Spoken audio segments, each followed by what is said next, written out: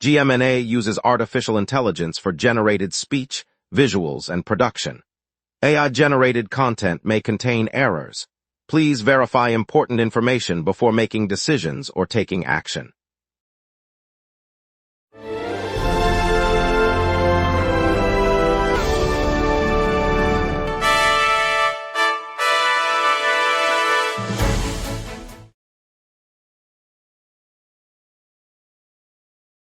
Good evening. Tonight we'll break down the three-person bail hearing after 67-kilogram cocaine seizure, plus the 134 million Place des AR renovation, and give you a quick traffic snapshot with minor construction delays. I'll also preview Startup Fest in the Old Port. Over to you, Emma. Christian Blackshow will perform at the Pinnacle of Romanticism concert, held at Place des AR this Saturday evening, featuring works by Chopin, Schumann, and Rachmaninoff. Tickets start at $40 for general admission, with premium seats reaching $80 and doors open at 6:30 p.m. Seating begins promptly at 7. The concert is part of the Summer Classical Series, and a live stream will be available online for viewers unable to attend in person, free with registration. The evening promises an intimate interpretation of romantic masterpieces, drawing music lovers from across the city. And now, with those details shared, lots to get to, let's begin. Good evening, Montreal. Yesterday, the Montreal Roses confirmed the addition of 2 internationally seasoned players to their roster. Midfielder Marie-Yasmin Aladou, a veteran of the French League, and defender Yves Perisset, who recently featured in the European Championship, both signed multi-year contracts. Team officials said the pair bring a blend of experience and leadership that will strengthen the squad as it prepares for the upcoming season. The club highlighted Aladou's playmaking vision and Perisset's defensive solidity as key assets. Fans responded with enthusiastic messages across social media, celebrating the moves as a clear signal of ambition. The Roses will integrate the newcomers during training camp next week, aiming to build chemistry ahead of the league's opening matches. Club president Sophie Tremblay said the signings show the team's commitment to compete at the highest level. The newcomers will join stars such as forward Léa Dubois and goalkeeper Amélie Gagnon, creating a deep roster. World number 1 Jannik Sinner and 24-time Grand Slam champion Novak Djokovic will headline the National Bank Open field this summer. The ATP 1000 tournament in Montreal assembles a 96-player draw, and the presence of the top-ranked Italian and the Serbian legend follows a wave of withdrawals that thinned the lineup last year. Organizers say the star-studded roster restores the event's marquee appeal, giving fans a chance to see Sinner, fresh off his ascent to the top of the rankings, and Djokovic, still chasing titles, compete on the hard courts. The tournament, a staple of the summer calendar, promises high-octane matches as the two titans join a global slate of competitors. Tickets are on sale, and anticipation is building across the city for what promises to be a showcase of elite tennis. CF Montreal confirmed today that 26-year-old defender Luca Petrasso has agreed to a new deal extending his stay through the end of the 2028-29 MLS season, with a club option for the following season. The club praised Petrasso's growth since joining the roster, noting his versatility across the back line and his contributions to a solid defensive record this year. Montreal fans will see him continue to anchor the back five as the team prepares for a busy summer schedule that includes matches at Stade Saputo and a push for playoff positioning. The announcement follows a series of recent contract renewals aimed at locking in key talent as the club builds toward future success. Management said the long-term commitment reflects confidence in Petrasso's development and his role in the squad's ambitions. A 4-foot robot called Bambi was seen this afternoon strolling through the streets, breaking into spontaneous dance routines and stopping for selfies with passers-by.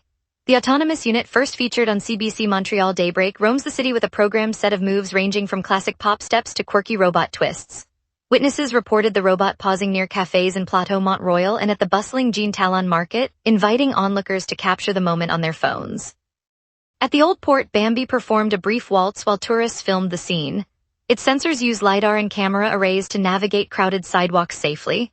The creators say the device showcases advances in public space robotics and plan to expand its itinerary to community events later this summer. No safety concerns have been reported as the robot continues its tour of the island.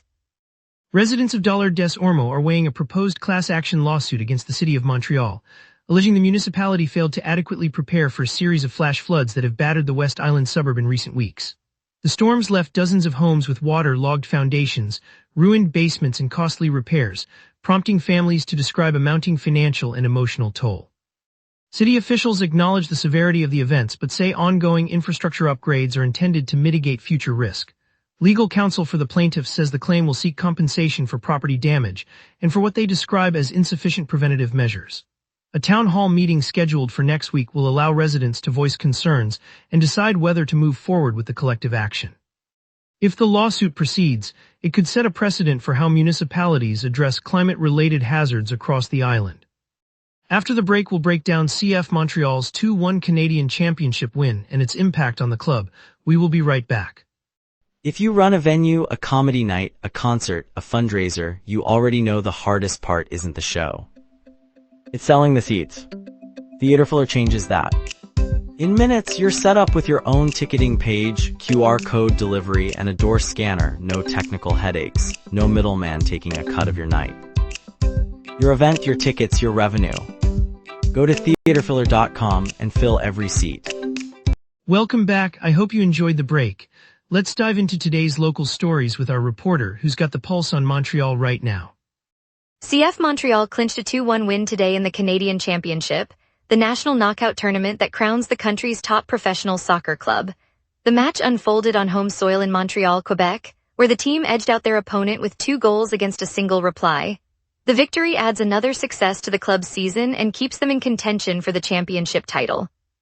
Fans in the arena witnessed the decisive moments, and the result will be reflected in the tournament standings as the competition moves forward. Because the competition is single elimination, any loss would have ended the club's campaign in the championship. The team now turns its focus to the upcoming round. The Canadian Championship, organized by the National Federation, features clubs from across the country battling in single elimination rounds. CF Montreal's performance today demonstrates the squad's ability to deliver under the pressure of a knockout format. Quebec announced today a new safety requirement targeting Ontario commercial drivers. Starting immediately, any Ontario licensed truck driver who wishes to operate a heavy vehicle on Quebec roads must first pass a written examination administered by the Provincial Transport Ministry. The rule comes after a string of serious collisions involving out-of-province trucks that officials say involved drivers lacking local knowledge.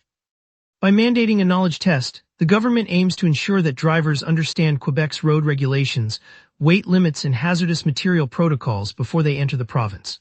The measure applies to all new drivers from Ontario seeking to haul freight into Quebec, while existing drivers will be given a transition period to meet the standard.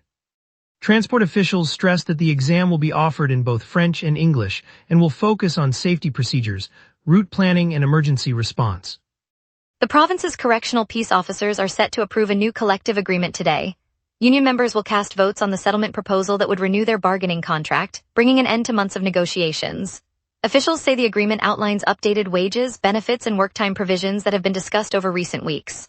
If the vote passes, the terms will be adopted immediately, providing a clear framework for staffing and safety standards across all facilities.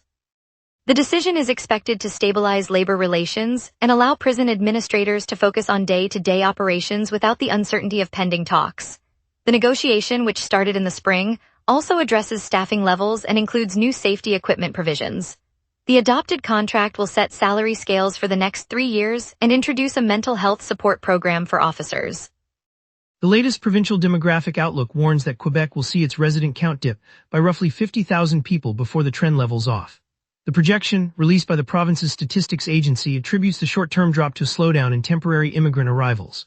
While the decline is expected to unfold over the next few years, officials say the population will stabilize after the 2029 horizon. For families and businesses, fewer newcomers could mean tighter labor markets and less demand for housing, schooling, and health services in the coming years. Retail outlets expect a modest dip in customer flow, and seniors might notice fewer volunteers for neighborhood initiatives. Schools are keeping close tabs on enrollment numbers to plan class sizes accordingly. City planners are already reviewing the figures as they shape future transit and community projects, aiming to adapt to a slightly smaller, yet steady population base. The city halted the Outremont modular housing project on July 8 after environmental tests revealed contamination at the proposed site. The decision was announced by Mayor Soraya Martinez Ferrada, who said the findings made continuation impossible. The development had received approval earlier under Mayor Valérie Plant's administration, part of a broader effort to increase affordable units. Residents had been expecting the modular blocks to begin construction within weeks, but the pause now leaves the vacant lot untouched. Officials indicated that further testing and remediation will be required before any new housing proposal can move forward. City council members voiced concerns about health risks for nearby families, and the mayor pledged transparency as the review continues. The cancellation underscores the challenges of fast-track building programs when site conditions are uncertain, and city planners will review alternative locations for the promised units. Now let's hand it over to our weather team for tonight's outlook, starting with the evening forecast. A southwest jet stream and slipping pressure are turning today's light rain into a lingering evening damp spell. On this date, Montreal once burned to 34.1 degrees Celsius in 2020, a record set during an unprecedented heat wave that pushed the city into the upper 30s for several days. The cold counterpart fell to 11.6 degrees Celsius in 2022, when a polar vortex dipped unusually far south, blanketing the region in frost despite midsummer. Today's normals hover around 22 degrees high and 15 degrees low, underscoring how today's temperatures sit comfortably between those extremes. The live radar shows a band of moderate rain marching eastward across the southwest fringe of the province, intensified near 6 p.m. as the jet stream from the southwest drives the cells into the island. By 7 p.m., the core will be over the metropolitan area, then taper off as the upper-level flow lifts the moisture northward. The map is otherwise clear, confirming a brief, focused pulse of precipitation before the skies dry out. At 6 p.m., the city sits under overcast skies with a temperature of 23 degrees and light rain easing out. Near-average pressure is easing lower, a sign the atmosphere is becoming unsettled as the jet stream overhead pushes at a speed of 122 kilometers per hour from the southwest, stirring upper-level moisture. The wind is modest, 5 kilometers per hour from the north, rising to a maximum of 11 kilometers per hour from the south later this evening. UV Index 3 reflects the waning sun. A severe thunderstorm watch remains in effect for Hemmingford, Huntingdon, St. Remy, and Valleyfield-Beauharnois, so remain alert for sudden gusts or brief heavy downpours. After the rain clears, conditions will stay cool and cloudy through the night, with a low expected around 18 degrees. Friday will break the cloud cover with clear skies and a warm high of 27 degrees, a pleasant shift as the jet stream lifts northward and high pressure builds. Saturday follows suit, offering another clear day and a high of 26 degrees, while humidity eases. Sunday introduces a slight dip in sunshine, partly cloudy with a high of 28 degrees, as a weak trough nudges the jet stream south again. Monday brings overcast conditions and a modest chance of rain at 20%, temperature holding at 27 degrees with an unusually high low of 21 degrees, indicating a lingering warm night. Tuesday turns hotter, reaching a high of 32 degrees and a low of 21 degrees, with a 30% rain chance as the atmosphere remains moist and the jet stream feeds another wave of unsettled weather. These swings highlight a transition from dry warmth to a more humid, rainy pattern later in the week. And that's your weather. Remember, the local sunset is also available as a podcast. Listen anytime on Amazon Music or wherever you get your podcasts. Coming up, a look at traffic, a peek at Taste of the Caribbean and Startup Fest 2026, Steve's Music Store Spotlight. We will be right back. If you run a venue, a comedy night, a concert, a fundraiser, you already know the hardest part isn't the show. It's selling the seats. Theaterfiller changes that. In minutes, you're set up with your own ticketing page, QR code delivery, and a door scanner. No technical headaches, no middleman taking a cut of your night. Your event, your tickets, your revenue. Go to theaterfiller.com and fill every seat. All major routes are flowing freely this afternoon. Autoroute 6 is clear from the Turcotte interchange to the Ville-Marie Tunnel. Boulevard St. Laurent shows no slowdowns, and Rue Shair-Brook moves at normal speed through downtown. The Descaries Expressway reports smooth traffic, with no backups near the Côte Saint-Lucian overpass. Likewise, the eastern stretch of Autoroute 15 is moving without congestion. With no accidents or roadwork reported, commuters can expect a steady ride toward the evening rush. The usual build-up typically begins around 6 o'clock on the southwest corridor, especially along the Descaries and the Champlain Bridge, so plan a few extra minutes if you travel then. Transit services remain on schedule with no delays on the metro or bus network. Keep an eye on the weather, as a light drizzle may develop later, but it is not expected to affect travel at this time. Startup Fest 2026 is at the Via Port, drawing entrepreneurs for talks, workshops, and networking. It's where the next big tech ideas surface. If you're hungry for flavor, the Taste of the Caribbean lights up the Clock Tower Pier with island food, drinks, and live music, a perfect way to spend an afternoon. The vibrant rhythms and aromas turn the old port into a seaside celebration. Across the city, the festival International Nuits d'Afrique continues to pulse through venues, showcasing top African and Latin American artists for anyone craving world-class sound. From pulsating drums to soulful vocals, the festival turns Montreal's streets into a global concert hall. The Montreal Street Food Festival rolls out next week, promising dozens of local vendors and live beats at locations citywide. With food trucks ranging from poutine-infused tacos to artisanal ice cream, it's a preview of summer's tastiest moments. Whatever your mood, the calendar is buzzing with culture, cuisine, and connection. And now here's Jason with sports. Here's the latest on Montreal's teams and upcoming events across the city. The Montreal Roses have added 2 internationally seasoned forwards, Marie-Yasmine Aladou and Yves Perisset, according to CBC Sports Soccer. The club announced the moves earlier this week, bolstering its roster with high-profile talent ahead of the upcoming season. Evelyn Badu delivered a 3-goal performance as the Montreal Roses overwhelmed Vancouver Rise 5-1 in a Northern Super League clash on Saturday, CBC Sports Soccer reports. The decisive win underscores the Roses' offensive firepower as they chase league dominance. The Montreal Canadiens have dealt forward Brendan Gallagher to the Vancouver Canucks for future considerations, CBC Sports NHL confirms. The transaction moves the Habs' veteran winger to the West Coast, opening a roster spot as the club reshapes its offensive lineup.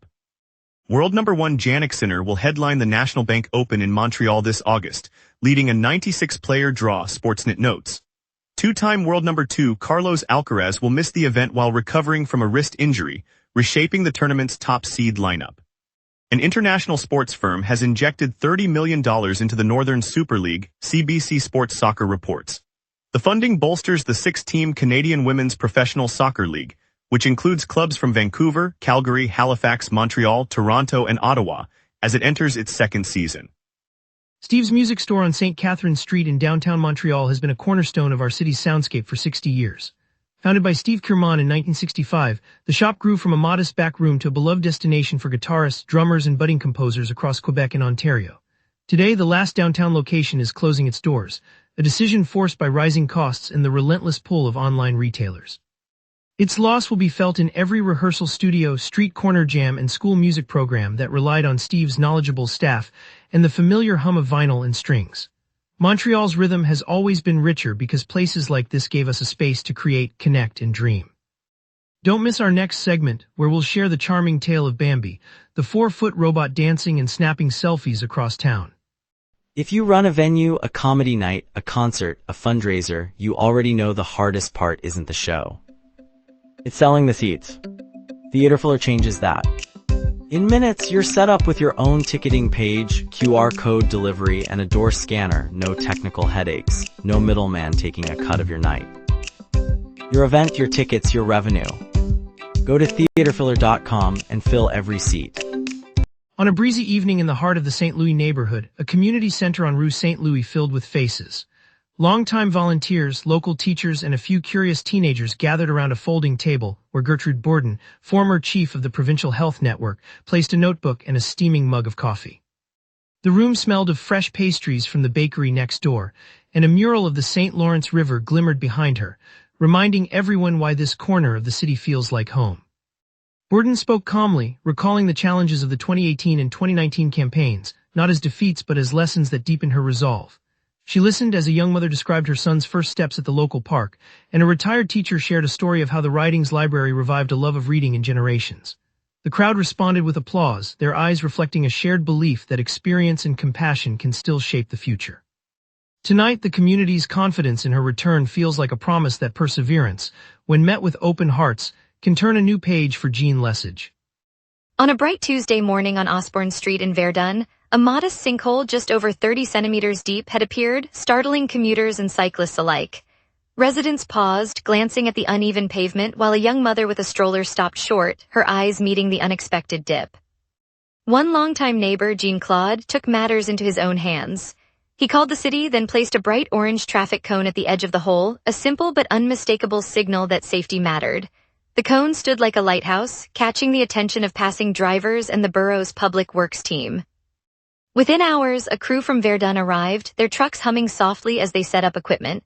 By late afternoon, crews had begun to fill the depression with compacted gravel, smoothing the surface so that the street could once again carry the steady rhythm of daily life. The community watched, relieved, as the repair progressed, a reminder that a single act can spark a swift response. Montreal's neighborhoods continue to look out for one another, keeping our streets safe and our spirits bright. Thank you, Montreal, for joining us tonight. From the 4-foot robot Bambi's surprise dance to the latest on our National Bank Open, we've had a lively mix of stories. I'm Mark Beaumont, and I look forward to seeing you back tomorrow for more local insight. Stay safe.